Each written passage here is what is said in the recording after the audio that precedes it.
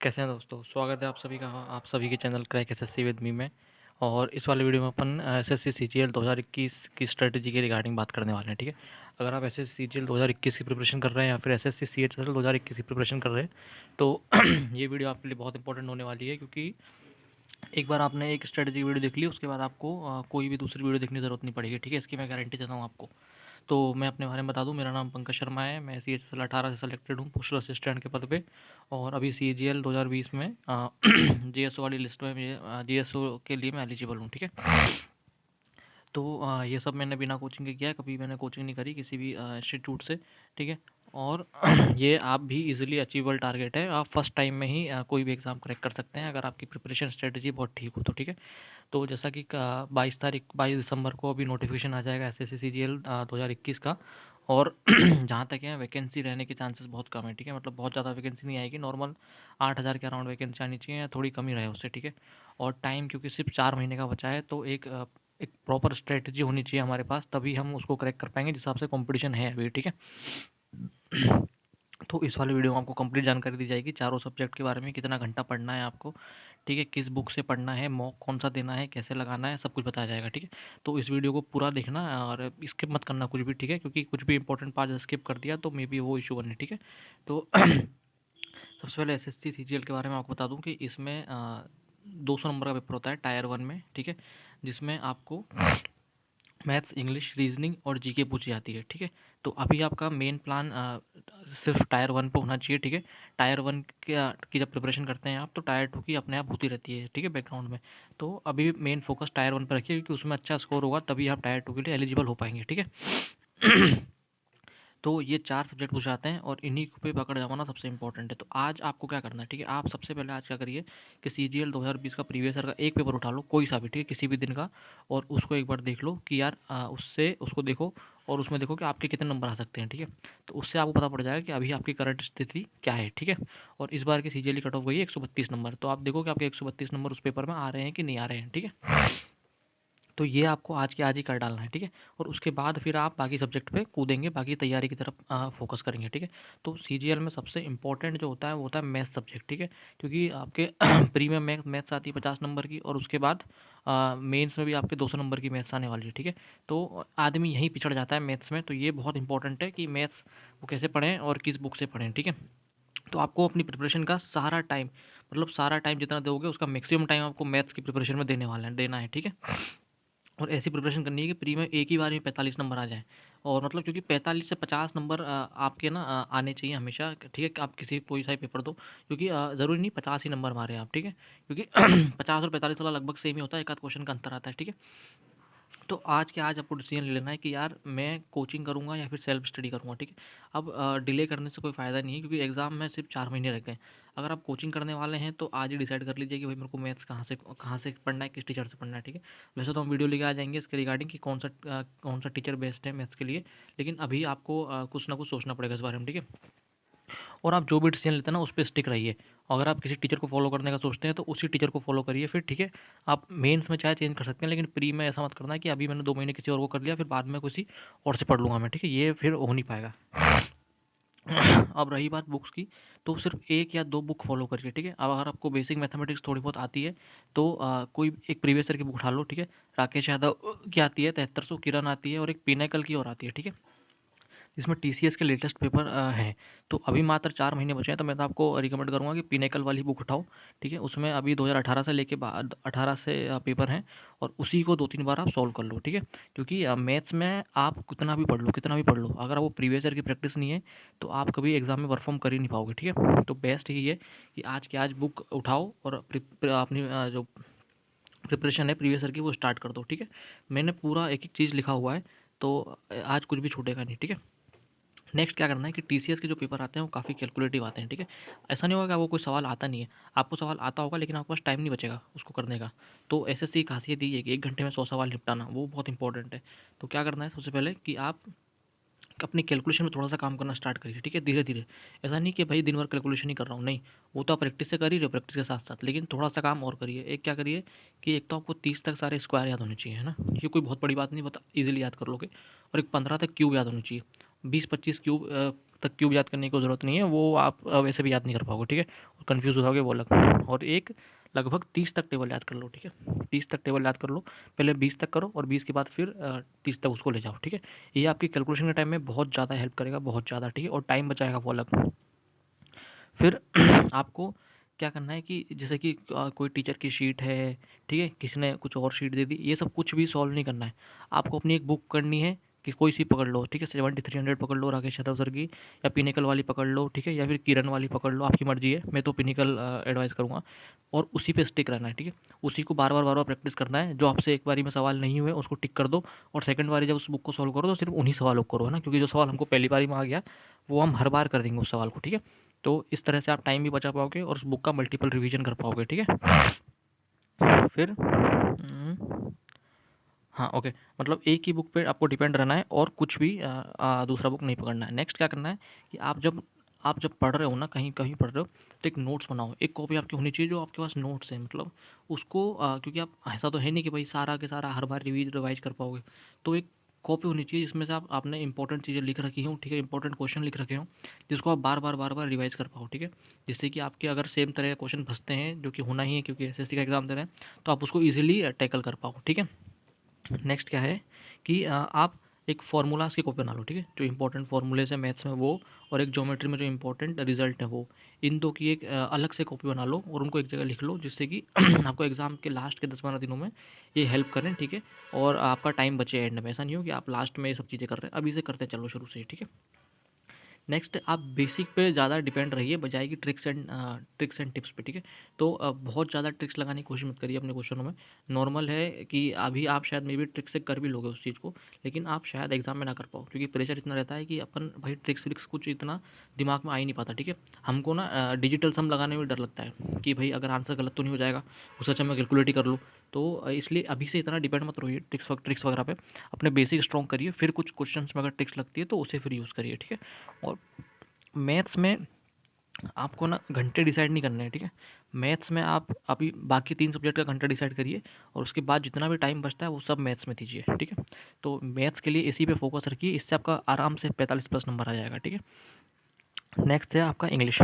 तो इंग्लिश भी same 50 number का होता है, और इंग्लिश ऐसा सब्जेक्ट है ना कि आप शुरू में टाइम इन्वेस्ट करोगे अगर 2 महीने, तो लास्ट के 2 महीने आपका बहुत टाइम बचेगा, क्योंकि एक बार आपको याद होगी ना इंग्लिश में चीज़ें, तो आपको उसको रिवाइज करना बहुत आसान है, ठीक है। और इंग्लिश में ना कहीं भी भटकना नहीं है, ना किसी टीचर के पास जाना है, ठीक है, ना कोई कोचिंग करनी है, कुछ नहीं, कुछ भी करने की ज़रूरत नहीं है।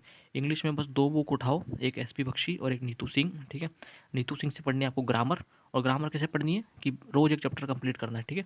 और एसपी बख्शी से पढ़नी है आपको वोकेबलरी, और एक एमबी पब्लिकेशन की बुक आती है, उससे 1 वर्ड पढ़ने और प्रीवियस ईयर क्वेश्चन की प्रैक्टिस करनी है। बस ये 3 बुक की ज़रूरत है, और कोई भी बुक की ज़रूरत नहीं है, ठीक है। कम से कम इधर उधर भटको, कम से कम यूट्यूब पे वीडियो देखो, कुछ मत देखो, ठीक है। मोस्टली लोग जो पढ़ा रहे हैं इंग्लिश में वो नीतू सिंह बुक वाला ही पढ़ा रहे हैं, कुछ अलग नहीं पढ़ा देंगे आपको, और कुछ अलग पढ़ा भी देंगे तो वो एग्जाम में आएगा नहीं, क्योंकि अभी आप उठा के देखोगे ना सीजीएल के पेपर या सीएचएस के पेपर, इंग्लिश बहुत बहुत ही ईजी इंग्लिश आई है। तो इस पर बहुत ज़्यादा टाइम इन्वेस्ट करने की ज़रूरत है नहीं, ठीक है। मिनिमम पढ़ो जिससे आपके मैक्सिमम मार्क्स आ पाएँ और आप अपना टाइम बाकी जगह इन्वेस्ट कर पाओ, ठीक है। तो ये 3 बुकें आपको पढ़नी है, ठीक है। और टाइम कितना इन्वेस्ट करना है, 2 से 3 आवर दीजिए इंग्लिश को डेली, ठीक है। एक तो लगभग 20 तो आपको डेली के daily synonym, 20 one word substitution और 20 इडियम, ये आपको डेली पढ़ने हैं, क्योंकि ये अपने फ्री के नंबर हैं, और ये ऐसा नहीं होना चाहिए कि हम इनके कारण हमारे कुछ मार्क्स कट जाएँ, ठीक है। तो इसको दीजिए लगभग लगभग 1.5 घंटा, और लगभग पौने घंटा आप पढ़िए ग्रामर और नीतू सिंह वाली बुक से, और पौन घंटा आप करिए लगभग, मतलब 45 मिनट आप करिए प्रैक्टिस। इतना इंग्लिश अगर आप 4 महीने करोगे ना तो मोर देन इनफ है, ठीक है। इससे ज़्यादा कुछ भी करने की ज़रूरत नहीं है, ठीक है। इंग्लिश में, मैथ्स में आप टाइम बचाइए और मैथ्स में टाइम इन्वेस्ट करिए इंग्लिश का। नेक्स्ट है रीजनिंग। अब रीजनिंग है ना, रीजनिंग ऐसी चीज़ है कि आदमी को लगता है कि ये तो मुझे आती है, और इस कारण वो ओवर कॉन्फिडेंट होता है। तो सबसे बड़ी गलती मेरी यही है कि मैं रीजनिंग में इस बार के सीजीएल में ओवर कॉन्फिडेंट हो गया, ठीक है। अगर मैं रीजनिंग को भी एकदम लाइटली नहीं लेता तो मेरे और भी अच्छे मार्क्स होते हैं। ऑलरेडी अच्छे मार्क्स हैं, लेकिन और बहुत अच्छे मार्क्स आते हैं, ठीक है। तो रीजनिंग को हल्के में मत लीजिए। अब रीजनिंग के लिए ना कोई बुक मत खरीदना कि तुम किरण की बुक उठा लाओ, उसमें 10,000 क्वेश्चन है, फिर वो बंद की बंद ही रही है, ठीक है। जैसे कि मेरी पड़ी हुई है, मैंने कभी खोली नहीं है बुक, क्योंकि इतना सवाल थोड़ी कर पाएगा तो, है ना आदमी। आप क्या करो, अभी सीजीएल 2020 के पेपर हुए हैं, ठीक है। मतलब रीजनिंग अच्छी कब से आ रही है, रीजनिंग अच्छी आने लगी है 2019 और 2020 के पेपरों में। उसके पहले रीजनिंग तो बहुत आसान आती थी, मतलब लड़कों के 50-50 नंबर आते थे बहुत आसानी, बिना रीजनिंग पढ़े, ठीक है। तो अभी 2020 और 2019 की रीजनिंग के सवाल उठाओ और सिर्फ उन्हीं को प्रैक्टिस करो, कुछ अलग से मत करना। रीजनिंग के लिए इतना मोर देन इनफ है। अगर आपको किसी स्पेसिफिक टॉपिक में दिक्कत है, ठीक है, जैसे कि क्लॉक्स हो गई, कैलेंडर्स हो गए। कैलेंडर वैसे इतना पूछते नहीं आजकल, आपका लक खराब है तो आपकी शिफ्ट में आएगा, नहीं तो नहीं पूछते वो, ठीक है। तो उन स्पेसिफिक टॉपिक को, मैट्रिक्स वाले क्वेश्चन हो गए, उनको उठा के और उनका आप किसी स्पेसिफिक यूट्यूब चैनल से देख सकते हो, ठीक है। मैं कोई टीचर रिकमेंड नहीं करूँगा, क्योंकि रीजनिंग में सभी सेम है, ठीक है, कोई एक्स्ट्रा कुछ पढ़ाता नहीं खास। तो वहाँ से आप पढ़ सकते हैं।